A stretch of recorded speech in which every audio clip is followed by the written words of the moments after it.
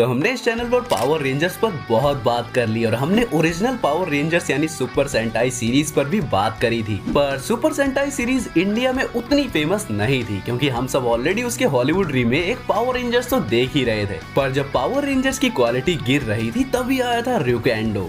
अब ये भी जापानीज सोच था पर ये सुपर सेंटाई सीरीज का पार्ट नहीं था, ये अपना एक यूनिक शो था। और ऐसे ही 200 और थे जो इंडिया में आए और सब पावर रेंजर्स को भूल के इनके फैन बन गए थे। जी हाँ, मैं बात कर रहा हूँ जस्टी राइजर्स और सेजर एक्स की। अब इन शोज को कभी रीमास्टर नहीं किया गया तो क्वालिटी उतनी अच्छी नहीं होगी इस वीडियो की। पर अगर तुमने ये शो नहीं भी देखे हैं तब भी ये वीडियो जरूर देखना, तुम्हें ये शो अच्छे लगने लगेंगे। अब ये शो चौसिसन सीरीज के पार्ट थे जिनमें फर्स्ट था ग्रेन सेजर, फिर जस्टी राइजर्स और फिर सेजर एक्स। तो इन तीनों शोज का जो मेन प्लॉट था वो सेम था, कुछ लोगों को पावर्स मिलेगी जिससे वो बैटल सूट्स पहन के बुराई से लड़ सकते हैं, वही ryukendo की तरह। तो स्टार्ट करते हैं ग्रेन सेजर से। इसमें अर्थ एक टाइम पर बहुत एडवांस थी पर फिर एलियन अटैक हो गया। अर्थ ने अल्ट्रा स्टार गॉड्स के नाम के मेकास बनाए पर फिर भी वो एलियंस से जीत नहीं पाए। पर लाखों साल बाद वो टेक्नोलॉजी वापस सरफेस पर आ रही है और 12 चोजन हीरोज को उनकी पावर्स मिलती है। पर हम बस 3 मेन कैरेक्टर्स को फॉलो करते हैं और बाकी जो दूसरे हीरोज हैं वो कभी कभी विलेंस भी बन जाते हैं। तो यूनिक स्टोरी और अच्छे कैरेक्टर्स के साथ ये शो फटाफट हिट हो गया और तुम इस शो को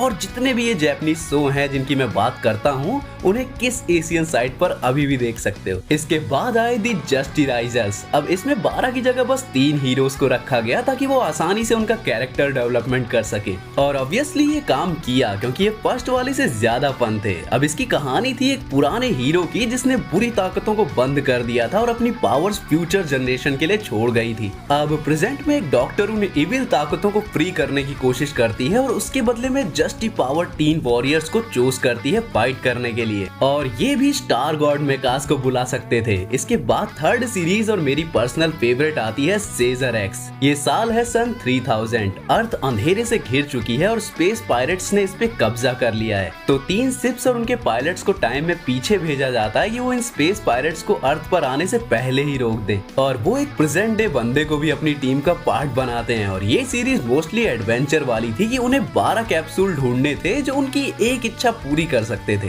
पर ड्रैगन बॉल जी की तरह यहाँ भी कोई ड्रैगन नहीं आता और उनकी शिप्स ही उनके मेकास थी। अब सुपर सेंटाई से अलग ये शो तोहो ने बनाए थे, वही कंपनी जो गॉडजिला बनाती है। तो कहानी तो बेस्ट थी ही पर उन्हें पता है कि जो जायंट मेकास फाइट्स है उन्हें इंटरेस्टिंग कैसे बनाया जाए क्योंकि गॉडजिला की वजह से उन्हें बहुत एक्सपीरियंस था और सही में इनकी मेकास फाइट्स बहुत ही ज्यादा बेस्ट थी। पर फिर भी ईस्ट में सुपर सेंटाई और वेस्ट में पावर रेंजर्स के चलते ये ट्रायलॉजी कभी उतनी हिट हो ही नहीं पाई और इसका रीजन हुआ कि एक लास्ट एपिक मूवी के साथ ये सीरीज खत्म हो गई, बिल्कुल ryukendo की तरह। पर कम से कम उन्होंने एक एंडिंग तो दे दी थी इसे ताकि अधूरी फील ना हो ये सीरीज। तो पर्सनली अगर तुम्हें रेंजर्स पसंद है और तुम्हें ryukendo भी पसंद है तो ये शो तुम्हें जरूर पसंद आएगा। कहाँ देखना है वो मैंने तुम्हें ऑलरेडी बता दिया है। बाकी अब बस होप करो कि ये वीडियो दूसरों तक पहुंचे और टेक डाउन ना कर लिया जाए। और मेरे कॉमन राइडर और ryukendo वाले वीडियो भी जरूर चेकआउट करना। तो मैं मिलता हूँ किसी और वीडियो के साथ, तब तक के लिए बी वेबटास्टिक बी फैंटास्टिक। 横暴だな。グランセーザーにそんな権利があるのか。なんでお前俺たちのことを。